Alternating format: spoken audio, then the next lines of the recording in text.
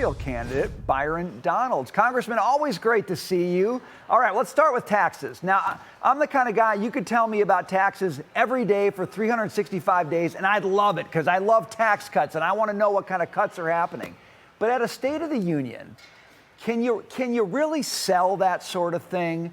Or is it one of those deals where at the end of the day, people got to feel it to believe it, Congressman? How do you approach that in a speech like this?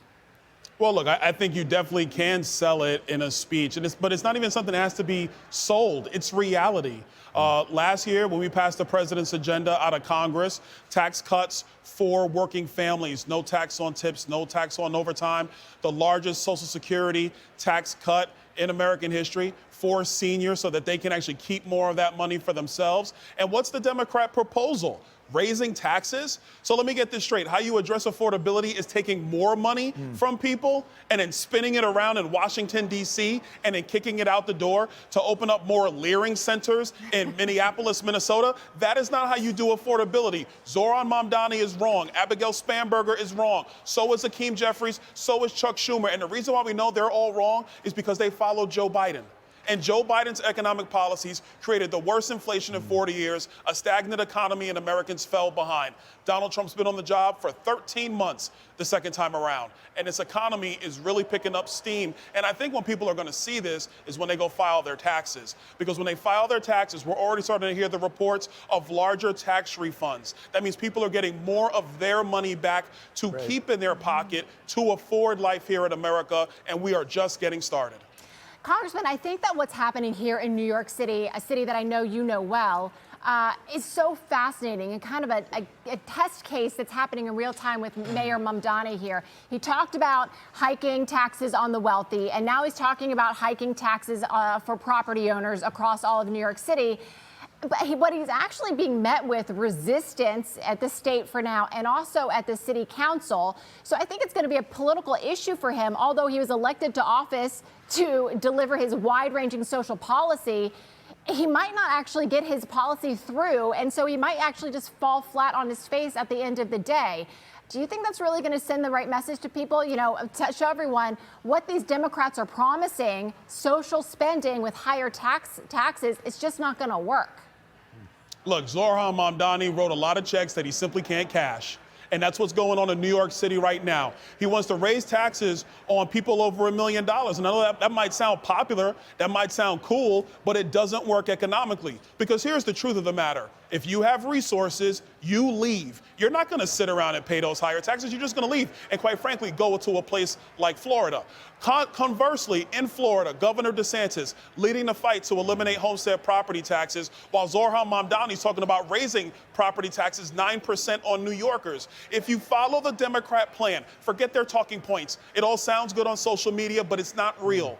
If you follow what they're actually doing, it actually makes it harder for Americans to make ends meet. And if you look at what Donald Trump has done already in 13 months, and that's just the tax side. Energy policy, energy prices are coming down in our country. Gas prices are down in our country. That helps people keep more money in their pocket. And when they keep more money in their pocket, that wealth effect begins to happen. It doesn't happen overnight. We understand that, especially with what Joe Biden and the radical left did to this country. But it is on the right track, and we're just getting started. Okay, so Democrats are mostly talking about raising taxes, but one area where they are talking about giving money back is with these tariffs, and they're preparing legislation, I guess, to do rebates directly to consumers for the tariff that was struck down by the Supreme Court. I'm just wondering, Congressman, what you think ought to be done with that. They're calling it $175 billion.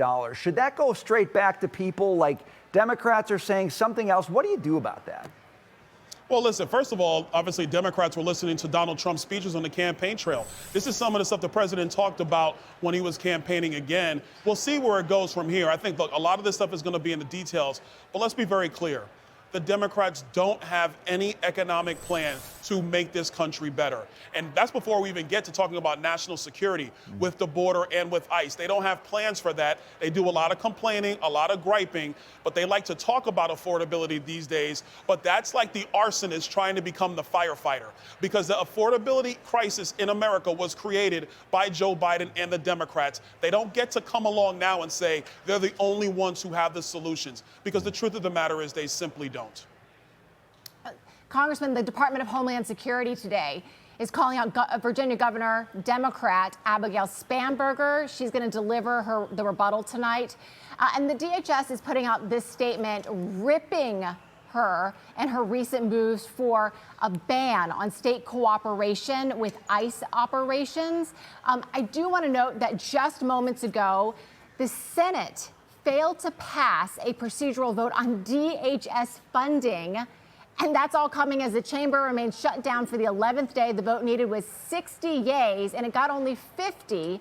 So it's quite the interesting kind of pregame setting up to Trump's address tonight, and also the rebuttal coming from Spanberger, who says her local police are not going to cooperate with ICE anymore.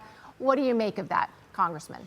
Well, first of all, the rebuttal speech might be the worst speech ever to give in American history.